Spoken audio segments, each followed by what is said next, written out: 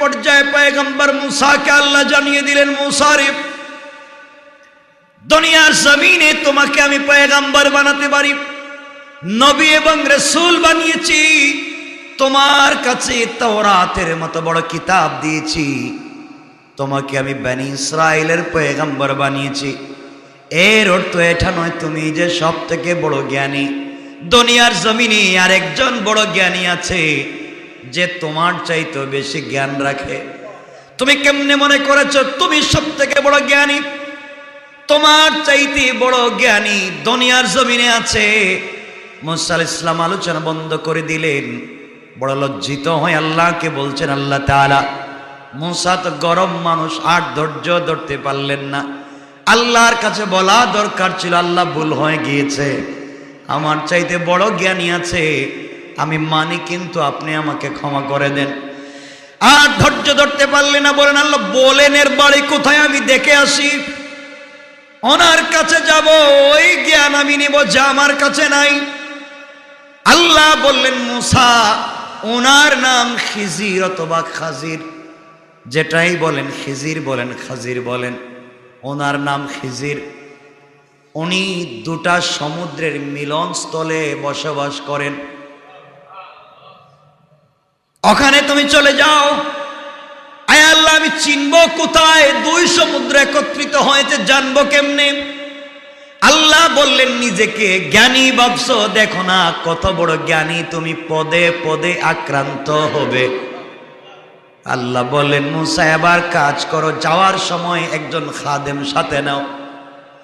মুসা আলাইহিস সালাম খাদেম সাথে নিলেন। কোরআনের ভাষায় খাদেমের নাম ইউশা ইবনে নুন। হযরতে ইউশা ইবনে নুন পরবর্তীতে পয়গম্বর ছিলেন।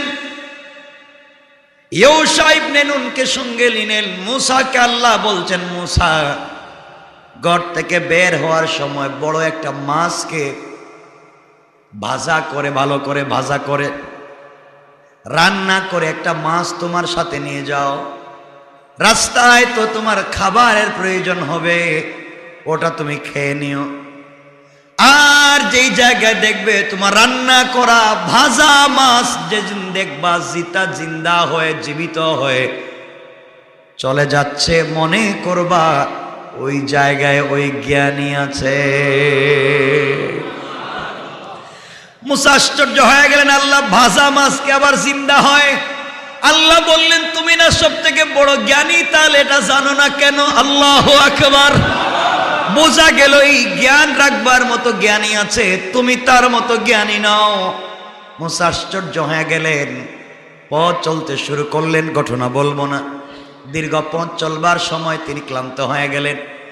মনে রাখবেন, চলতে চলতে একদিন তার খাদেমকে বলেন, খাদেম মাছটা বাইর করে, এটা তো ভাজা মাছ। মাছের এক পিঠ দুজন মিলে খেয়ে ফেললেন। কয় পিঠ? মানে এক সাইড, এক সাইড পূর্ণাঙ্গ খেয়ে ফেললেন, মাথা রাখলেন, আর এক সাইডের মাছের গোশত রাখলেন। দুজন আবার চলতে লাগলেন। খাদেমকে বলছেন, খাদেম, যদি কোনো সময় দেখো সেই মাছটা জীবিত হয়ে হাঁটতেছে বা চলতেছে বা সমুদ্রে চলে যায়, এই জায়গায় তুমি আমাকে মনে করে দিবে। খাদেম চিন্তা করলে এটাকে কোনো পাগলের কথা হলো, মাছ তো বাজা, তাও আবার অর্ধেক। সুবহানাল্লাহ নাই? মুসা কার পাল্লায় পড়ে এখন দৌড়ায়, সব বাদ দিয়া। মুসা আলাইহিস সালাম চলতে লাগলেন আর খুঁজতে লাগলেন, এত বড় জ্ঞানীকে আমার চাইতে জ্ঞানী দেখাই লাগবে। দীর্ঘ পথ চলবার পরে মনে রাখবেন, যখন আপনি আল্লাহর হুকুমে চলবেন মনের ভিতরে বল থাকবে, আর যখন আপনার একজন মুরব্বী থাকবে চলার মধ্যে শরীরে আনন্দ প্রফুল্ল থাকবে, ভুল হলে সে আপনাকে ধরাইয়া দেবে।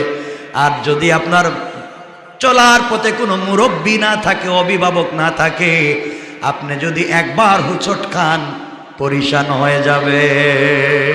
ঠিক কিনা বলেন? বিপদগ্রস্ত হবে। মুসা আলাইহিস সালাম এক জায়গায় গিয়ে ক্লান্ত হয়ে ঘুমিয়ে পড়লেন। ঘুমিয়ে পড়বার পরে তিনি যখন ঘুমন্ত অবস্থায় আছেন, হঠাৎ করে খাদেম দেখে অর্ধেক মাছ জীবিত হয়ে হেঁটে হেঁটে আবার সমুদ্রে চলে গেছে। আল্লাহু আকবার বলেন। যেই দিক দিয়া মাছ জীবিত হয়ে সমুদ্রে চলে গিয়েছে, সুড়ঙ্গ পথ হয়ে গিয়েছে। হযরতে মূসা আলাইহিস সালাম তো ঘুমন্ত ইউশা ইবনে নুন। আশ্চর্য ঘটনা তো সত্যি। আল্লাহ বুঝাতে চাইলেন তোমার পীরও জানে না এই জ্ঞান, তুমি খাদেমও জানে না। জানেন কে? মরাকে জীবিত করতে পারেন কে? আল্লাহ বললেন এই জ্ঞান তো আমি জানি। কেমনে সে বলেছে সব থেকে বড় জ্ঞানী। এক পর্যায়ে মূসা আলাইহিস সালাম ঘুমন্ত, হযরতে ইউশা ইবনে নুন দেখলেন মাছ চলে গিয়েছে। দীর্ঘক্ষণ ঘুমে থাকবার কারণে হযরতে মূসা আলাইহিস সালাম যখন জাগ্রত হলেন, মানুষ ঠান্ডা না গরম মিজাজের কথা বলেন, গরম মিজাজের মানুষ ঘুম থেকে উঠেই বলছেন খাদেম চল।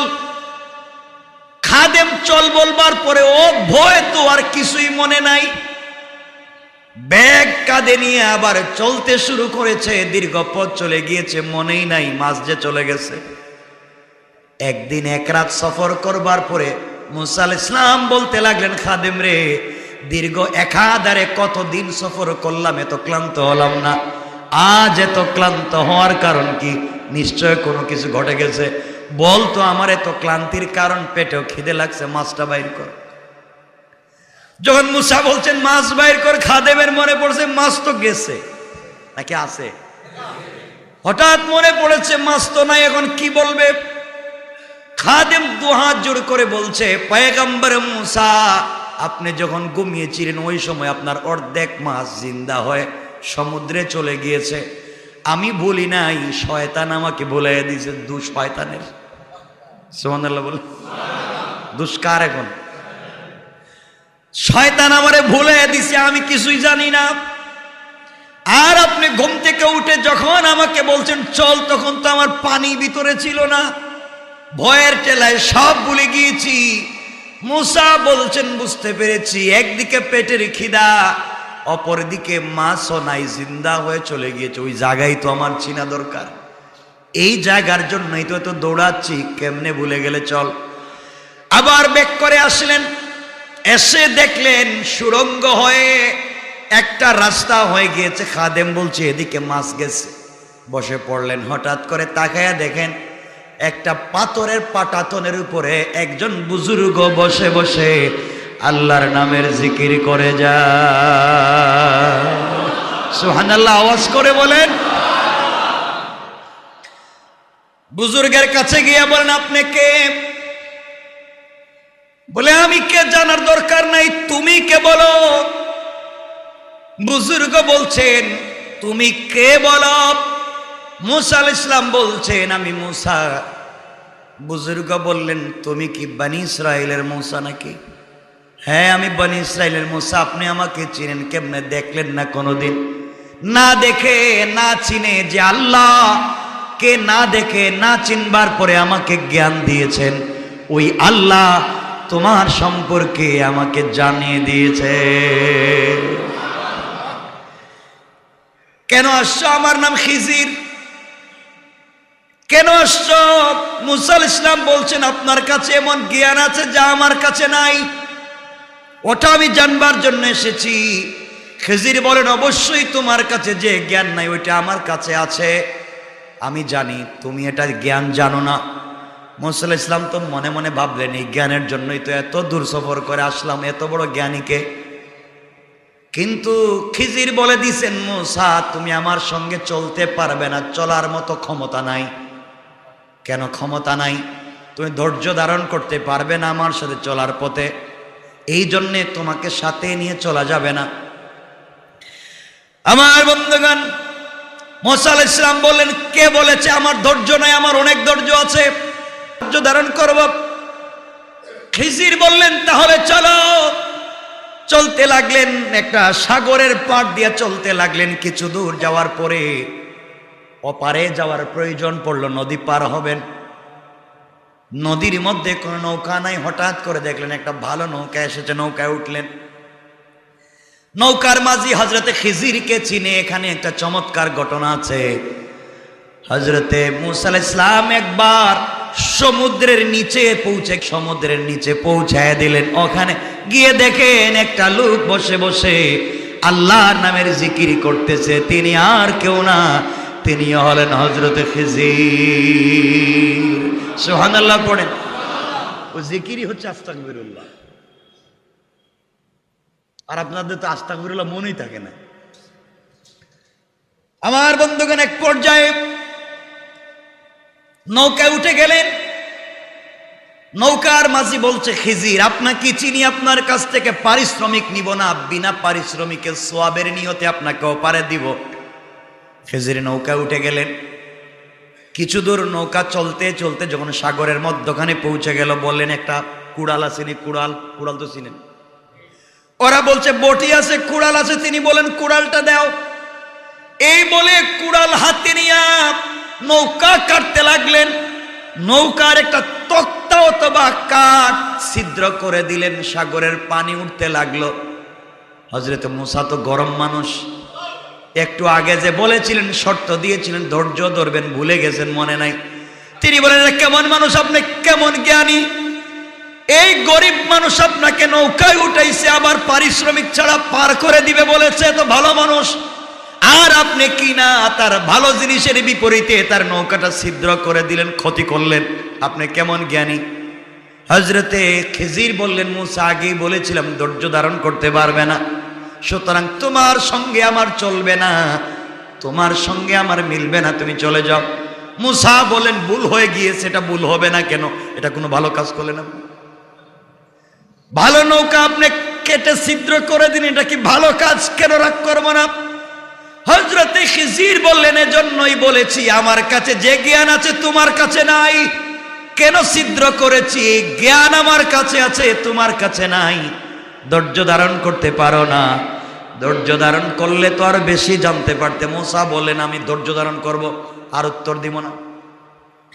কিছু দূর চলার পরে দেখেন হঠাৎ করে একটা পাখি সমুদ্র থেকে এক ফোঁটা পানি তার ঠোঁট দিয়ে নিচ্ছে, ঠোঁট দিয়ে নিচ্ছে মুসাকে। এবার খিজির বলছেন, ও মুসা, জ্ঞানের পরিমাণ তোমাকে বুঝাইয়া দেই। এই গোটা সমুদ্রের ভিতর থেকে পাখি যেইভাবে তার ঠোঁটে এক ফোঁটা পানি নিয়েছে, এটা হচ্ছে গোটা দুনিয়ায় আল্লাহর জ্ঞান থেকে তোমার আমার জ্ঞান এই পাখির ঠোঁটের পানির চাইতে বেশি না। আল্লাহু আকবার। আমার বন্ধুগণ, এক পর্যায়ে হযরত মুসা আলাইহিস সালাতু ওয়াস সালাম আর খিজির আবার চলতে লাগলেন। নৌকার থেকে নেমে গেলেন, আবার চলতে লাগলেন। কিছু দূর যাওয়ার পরে দেখেন কিছু বাচ্চারা খেলাধুলা করতেছে মাঠের মধ্যে। হযরত খিজির দেখলেন এক ছেলে এখানে খেলাধুলা করতেছে, বাচ্চা। তাকে টান দিয়ে ধরে আনলেন, নিজের কাছে আনলেন, তরবারি বের করলেন, শরীর থেকে মাথাটা আলাদা করে দিলেন। হযরতে মুসা আশ্চর্য হয়ে গেলেন, এটা কোনো কাজের কাজ হইল? এটা নাকি জ্ঞানী মানুষ? বাচ্চারা খেলাধুলা করতেছে, তাকে ধরে তার শরীর থেকে মাথা আলাদা করে দিল। তিনি বলেন, আপনি একটা অন্যায় কাজ করলেন। আপনি কেমনি অন্যায় কাজ করলেন? একটা ছেলের কোনো কথা নাই, বার্তা নাই, চিনা নাই, পরিচয় নাই, শরীর থেকে মাথা আলাদা করে দিলেন। হযরতে খিজির জানিয়ে দিলেন, মুসা, আগেই বলছি তুমি আমার সঙ্গে চলতে পারবে না, কারণ তোমার ধৈর্য ধরবার কোনো কন্ডিশনই নাই। আগে বলছি ধৈর্য ধরো, বুঝতে পারবা, ধৈর্যই ধরতে পারলা না। কেন তার মাথা থেকে শরীর আলাদা করেছে ওটা আমি জানি। আপনি জেনে আর লাভ কি? এটা তো অন্যায়। বুঝেন নাই? আপনি জেনে লাভ কি? এটা তো অন্যায় করলেন। খিজির বললেন, তাহলে তুমি আমার সঙ্গে চলতে পারবে না, আলাদা হয়ে যাও। মুসা বলছেন, আমাকে মাফ করে দেন, ভুল হয়ে গিয়েছে, কিন্তু আগামীতে যদি শর্ত ভঙ্গ করি, আপনার রাস্তা আলাদা, আমার রাস্তা আলাদা। আপনি এক রাস্তায় চলবেন, আমি আরেক রাস্তায় চলব। এই বলে দুজন আবার হাঁটতে লাগলেন। দীর্ঘ পথ চলবার পর একটা গ্রামে পৌঁছে গেলেন। দীর্ঘ সময় চলবার কারণে ক্লান্তি এসেছে, পেটে ক্ষুধা লেগেছে। গ্রামে যাওয়ার পরে গ্রামের মানুষগুলাকে বলছেন, আমরা মাত্র 3 জন মানুষ। কয়জন? অথবা 2 জন। আমাদেরকে তোমরা কিছু খাবার দেও, আমরা খাবার খেয়ে জীবন ধারণ করি। এলাকার মানুষ এত শয়তান ছিল, এক ফোঁটা পানিও দিতে রাজি হইল না। এলাকার মানুষ কোনো মেহমানদারি করতে রাজি হলো না। অগত্যা 3 জন অথবা 2 জন বের হয়ে গেলেন, চলতে লাগলেন রাস্তা দিয়ে, কোথাও যেন যাচ্ছেন। হযরতে খিজির গ্রাম থেকে বের হয়ে দেখেন এই গ্রামের একটা দেওয়াল, ওয়াল, বাউন্ডারি পড়ে গিয়েছে, জমিনের সঙ্গে পড়ে গিয়েছে হেলান দিয়ে। তিনি এই দেওয়ালটাকে সোজা করে আবার দাঁড় করে দিলেন, আবার ঠিক করে দিলেন। মুসা বলছেন, থামো, আপনাকে দিয়ে কিছু হবে না। এই গ্রামের মানুষ এক ফুটা পানি দিতে পারলো না, আমাদেরকে খাবার দিল না, তাদের কাছে মেহমানদারি চাইলাম, পানি পর্যন্ত দিল না। আপনি এদেরকে ওয়াল সোজা করে দিলেন কেন? যদি সোজাই করে দিতে হতো আমরা বলতাম তোমাদের বাউন্ডারি সোজা করে দেব, বিনিময়ে টাকা পয়সা দেও। আপনি কেন এই ফিরি ফিরি কাজ করলেন? হযরতে খিজির বললেন, তাহলে শোনো, আজ থেকে তোমার রাস্তা আলাদা, আমার রাস্তা আলাদা। একটু আগেই বলেছ, আর প্রশ্ন করলে রাস্তা আলাদা। ও মুসা, তুমি আমার সঙ্গে চলতে পারবে না, কারণ ধৈর্য ধরবার ক্ষমতা তোমার নাই। এই বলে খিজির তার পথে হাঁটতে লাগলেন, মুসা তার পথে হাঁটতে লাগলেন। এই ঘটনা বলে আমার রাসূল বলছেন, আরে মুসা যদি ধৈর্য ধারণ করে খিজিরের সঙ্গে চলতেন, আল্লাহ আরো হাজার হাজার মহা জ্ঞান আমাদের সামনে উঠাইয়া দিতে। সুবহানাল্লাহ বলেন। বোঝাতে চাইছিলাম যে আলোচনা থেকে যে ধৈর্য না ধরলে কি হয়। মুসা ধৈর্য ধরতে পারেন নাই। এখন আপনাদের মনে কৌতূহল, এই তিন ঘটনা কেন ঘটল? আমি এক নাম্বার, হযরতে খিজির আলাইহিস সালাম নৌকা ছিদ্র করলেন। তিনি তাকাইয়া দেখলেন একদল দস্যু ডাকাত নৌকা নিয়ে, জাহাজ নিয়ে তারা নদীর মধ্যে ঘোরাঘুরি করতেছে, সাগরের মধ্যে। যার নৌকা একবারে ক্লিন ভালো থাকবে তার নৌকা তারা ডাকাতি করে চুরি করে নিয়ে যাবে। এই জন্যে হযরতে খিজির নৌকাটাকে ছিদ্র করে দিলেন, আর এই গরিবের নৌকাকে ডাকাত থেকে বাঁচাইয়া দিলেন। ডাকাতেরা যখন নৌকা দেখলো ছিদ্র, তখন তারা আর নৌকা নেয় না। সুবহানাল্লাহ বলেন। তিনি বলেন, আমি তো এই জন্যই নৌকা ছিদ্র করলাম, এই জ্ঞান তোমার কাছে নাই। আল্লাহু আকবার। ও মুসা, তুমি কেমনে অত বড় জ্ঞানী, তুমি তো এটাও জানো না। এরপরে আমি যে একটা বাচ্চাকে শরীর থেকে মাথা আলাদা করে দিলাম, তুমি আমাকে বললে অন্যায় করেছি। শোনো, আল্লাহ আমাকে জানিয়ে দিয়েছেন এই বাচ্চা জন্ম হলে আল্লাহ বিদ্বেষী হবে। এমনকি পৃথিবীর লাখ লাখ মানুষকে আল্লাহ বিদ্বেষী বানাবে, এমনকি তার মা বাপকে পর্যন্ত আল্লাহ বিদ্বেষী বানাইয়া হত্যা করবে। এই জন্যে আল্লাহর হুকুম ছিল তাকে হত্যা করা। আমি তাকে হত্যা করে লাখ লাখ মানুষকে আল্লাহ বিদ্বেষী বানানো থেকে বাঁচাইয়া দিয়েছি। এই জ্ঞান তোমার কাছে ছিল না, এই জন্য তুমি প্রশ্ন করেছো। কোন সুবহানাল্লাহ। তোমার 3 নাম্বার প্রশ্ন ছিল ধৈর্য ধরতে পারো নাই। দেওয়াল আমি সোজা করলাম কেন? তুমি জানো না এই গ্রামের মানুষ যত খারাপ হোক না কেন, এই দেওয়ালের নিচে, এই বাউন্ডারির নিচে 2 জন ইয়েতিমের মাল এই জায়গার মধ্যে জমা করা ছিল। তারা জীবনে দেওয়াল উঠাতে পারবে না, তাদের গচ্ছিত সম্পদ পাবে না। এই জন্য আল্লাহর হুকুমে আমি বাউন্ডারি ওয়ালকে সোজা করে দিয়েছি, বিনিময়ে তারা তাদের সম্পত্তি আজ না হয় কাল পেয়ে যাবে। মুসা, তুমি যদি ধৈর্য ধারণ করে এইভাবে আমার সঙ্গে চলতে, আর হাজার হাজার মহাজ্ঞানের দরজা তোমার সঙ্গে খুলে যেত। কোন সুবহানাল্লাহ।